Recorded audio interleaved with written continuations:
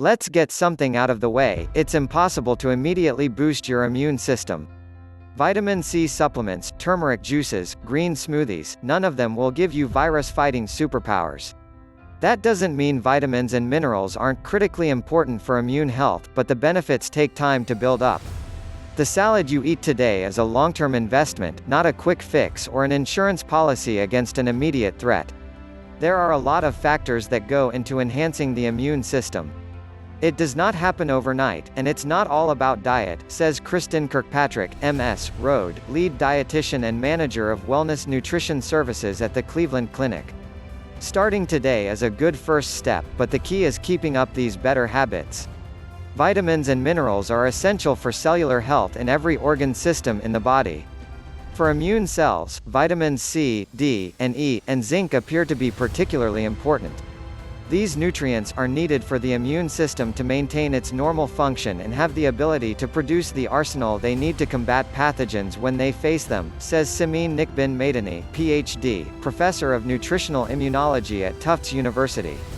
When you have deficiency of these nutrients, the cells of the immune system cannot function normally and their ability to fight pathogens will be impaired. Below is a quick rundown of how each of these nutrients benefits the immune system and how to work them into your diet.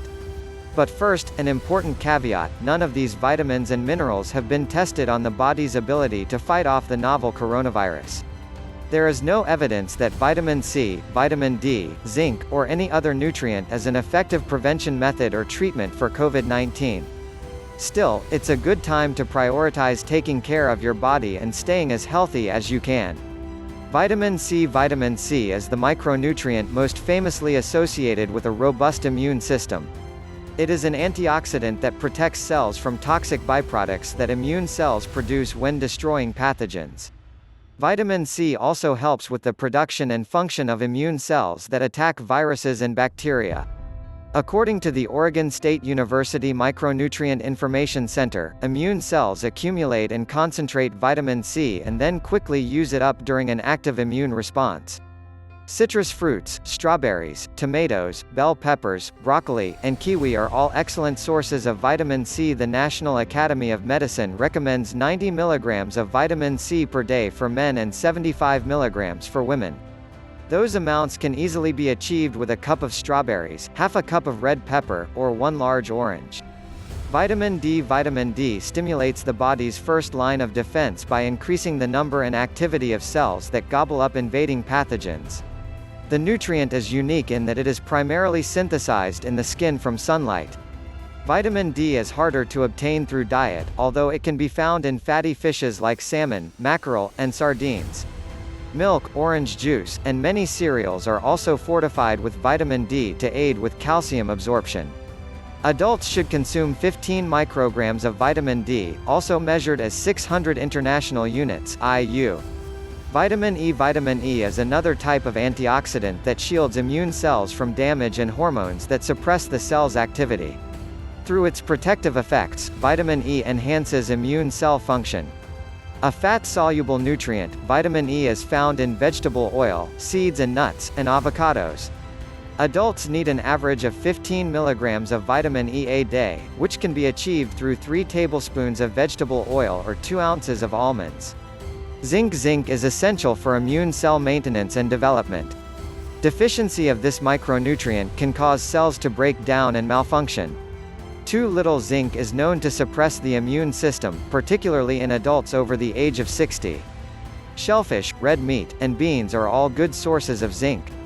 Women should consume 8 mg of zinc a day, and men should aim for 11 mg, which can be accomplished with 6 ounces of steak or just 2 oysters. Meeting the requirement with beans is a little trickier. It would take almost 8 cups of black beans to get 11 mg of zinc. There are a lot of factors that go into enhancing the immune system. It does not happen overnight, and it's not all about diet. The best way to get these vitamins is through diet, the one exception being vitamin D, which an estimated 30% to 50% of people are deficient in.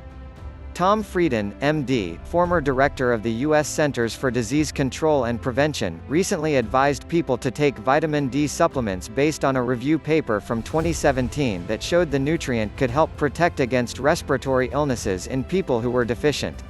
For the rest of the vitamins and minerals, dietitians advise eating a variety of fruits, vegetables, lean meats, and whole grains throughout the week rather than focusing on eating specific foods and amounts every single day. Keeping that as your goal will take some of the stress out of meal planning while still ensuring you get enough of the important nutrients. The easiest thing is to eat balanced meals that contain a variety of foods throughout the week, with half of your plate being fruits and vegetables, says Academy of Nutrition and Dietetics spokesperson Kristen Smith, MS, Road. Make sure that each day you are eating different types of fruits and vegetables throughout the week. Eating foods with a variety of color will also help ensure that you're meeting your vitamin needs. If you're unable to achieve the recommended amount every day, you aren't going to become deficient in a nutrient overnight. Usually it takes longer for fat-soluble nutrients such as vitamin E to be depleted compared to water-soluble nutrients like vitamin C, Mehrani says. Regardless, you are not going to become deficient in nutrients if you do not consume the recommended level for one day, as the body has a store of them. There also appears to be a ceiling effect where consuming more than the recommended daily amounts of a specific vitamin probably won't help you. There's very little clinical trial data to support what a lot of people consider to be conventional wisdom, saying you should have higher levels of vitamins D, C, and zinc, says Howard Sesso, SCD, MPH, an associate professor of medicine at Harvard Medical School. Studies of various vitamin supplements have shown that only people who are deficient in a specific nutrient see improvements in their immune function after taking them, whereas people with no deficiencies see no benefit. Another reason to be wary of supplements is that if you get too much of a specific nutrient, it can actually cause irritation in the gut and even toxicity. We do know that for many vitamins and minerals, not just for vitamin D and for vitamin C, but also for zinc, that sometimes when you consume too much of a vitamin, there are concerns about potential toxicity, Sesso says. I would recommend against any type of megadosing. I don't see much benefit to that. What is important for both overall health and potentially limiting the severity of COVID-19 is maintaining healthy cardiovascular and insulin systems. The risk for hospitalizations, ventilation, and death from COVID-19 are all elevated in people with pre-existing conditions, especially high blood pressure and diabetes. One of the easiest, most important ways to lower your risk for these chronic diseases is limiting sugar and red meat consumption, changes that can also lower levels of inflammation in the body over the course of 4 to 6 weeks.